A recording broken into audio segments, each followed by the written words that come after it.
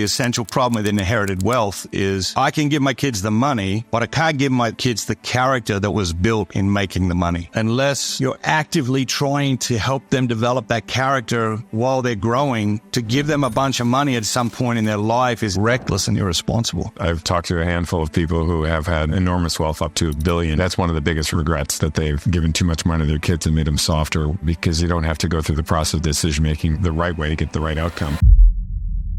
But I refuse to stay in a victim mentality. I gotta stand and fight for my honor and my family. That's how I did it, cause that's how it had to be. So now I'm slaying dragons and I do it happily. I told them I refuse to be another casualty. I looked inside the dragon's eyes and then I told them casually, hi, I'm a dragon slayer and I got a dragon lair. I'ma go and slay a dragon, then I'm gonna drag him there. I don't care, I ain't scared. Look inside my heart and there's a lion there, conquering my dragon. There's that famous line, don't prepare the road for your kids, prepare your kids for the road. And when you have resources and when you know how to be successful, it is so easy to prepare the road for the kid. It is so easy to give your children a smooth road to walk, and it is so bad for them. You're just handicapping them in life. I tell my kids life is a problem-solving exercise, and not to try to rush past the problems, but to see each problem as, you're honing that skill. Because people at the highest level, what they're really, really good at is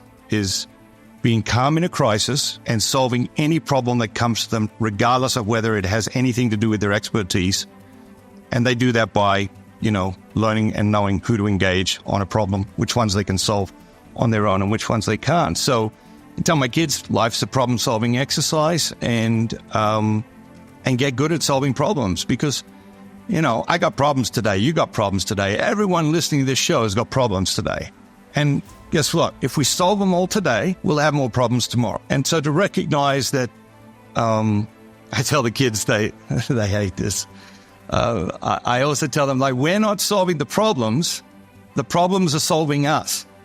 Okay? And so whatever deficiencies in character I've got, whatever deficiencies in personality I've got, whatever deficiency in virtue I've got, the problems are trying to solve that.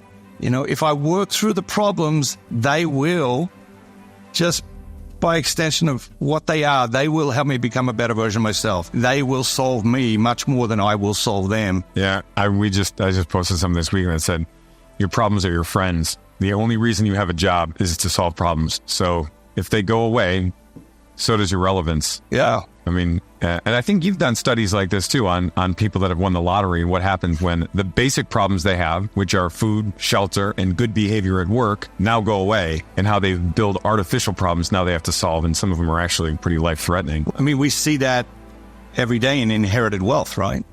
Okay. Why? Because the essential problem with inherited wealth is I can give my kids the money, but I can't give my kids the character that was built in making the money. And so unless you're actively trying to help them develop that character while they're growing, to give them a bunch of money at some point in their life is actually reckless and irresponsible. Yeah, it absolutely is. I've talked to a handful of people who have had enormous wealth, up to $1 billion, and that's one of the biggest regrets, that they've given too much money to their kids and made them softer or poor decision makers, because you don't have to go through the process of decision making the right way to get the right outcome. Okay, so what are you working on now, Matthew? You're always working on something. You're always building something good. You're always writing another book.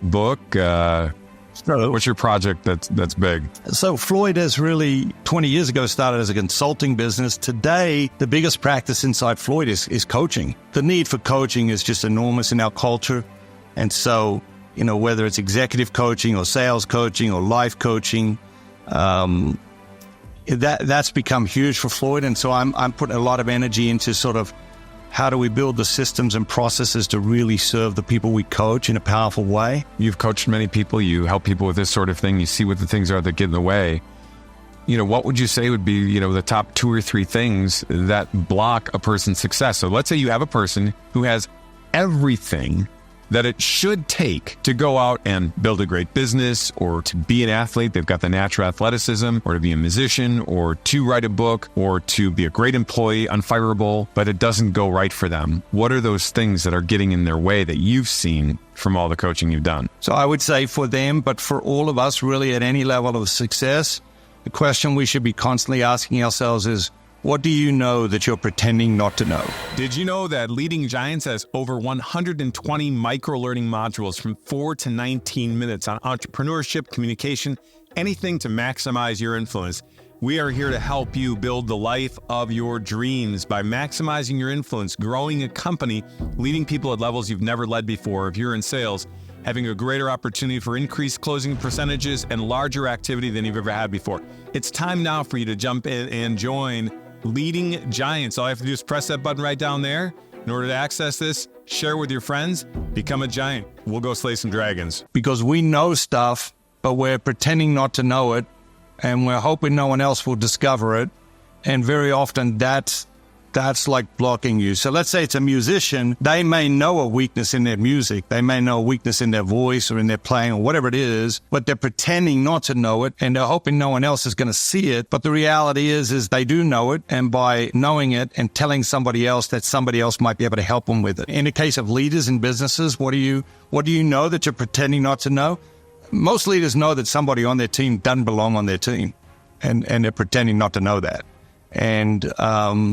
And they stumble across that truth maybe once a day or maybe once a week or once a month, depending on how much they work with that person. And every time they do, they tuck it away because they want to keep pretending that they don't know that. If you don't like coaching, if you don't like feedback, you're not a champion, okay? You got to get the champion mindset on, because champions will listen to their worst enemy. If their worst enemy can tell them how to get that extra inch, how to get that extra second, how to improve in any way, shape, or form, because champions love feedback. They love coaching. So, I mean, I would put those under the banner of the virtue of prudence.